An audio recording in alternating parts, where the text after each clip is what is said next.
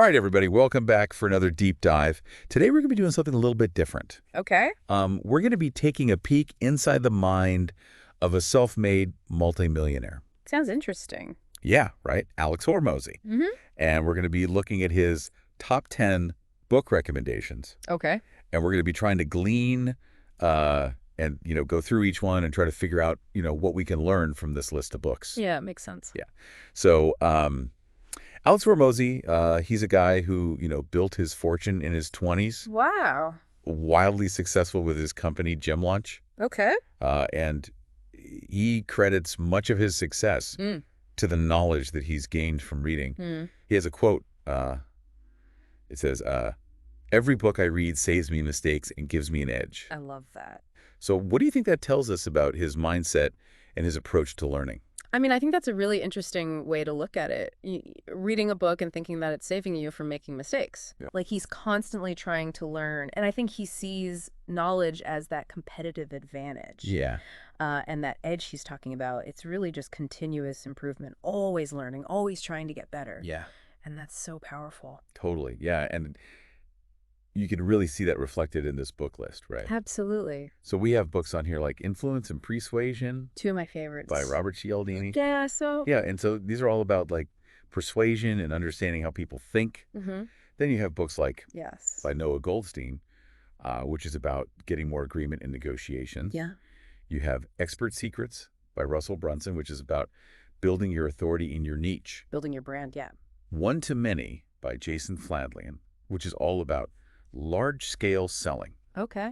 Ready, Fire, Aim by Michael Masterson, which is rapid business scaling. Interesting. How to Win Friends and Influence People by Dale Carnegie. Classic. The Bezos Letters, which analyzes Amazon's success.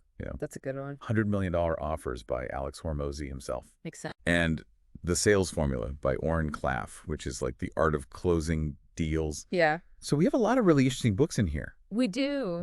What kind of common threads do you see running through all these books? Well, you hit on it earlier, persuasion. Yeah. Persuasion is such a big idea in a lot of these picks. Yeah. I mean, look at Influence, for example. It breaks down like the psychology of why people say yes, and it outlines these 6 like universal principles of persuasion. Yeah. Things like reciprocity, where we feel like obligated to return favors, right? Right.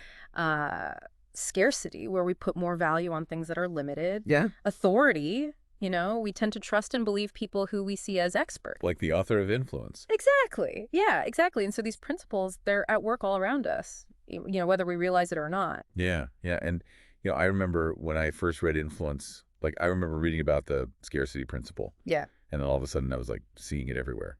It's like you unlocked a secret code. Yeah, totally. It's like you suddenly understand how the world works. Yeah, all those like limited time offers online. Oh, yeah. It's like, oh my gosh. Yeah. That's what they're doing. Totally. So how could someone use this knowledge to their advantage? Say like in a negotiation or something.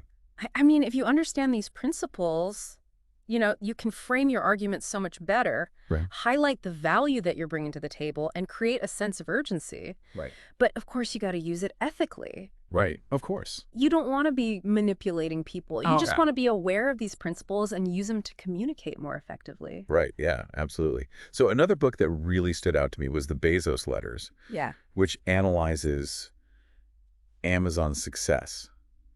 It's a fascinating book. Yeah. And it's interesting because, Alex Hormozi, he's a self-made entrepreneur. Right.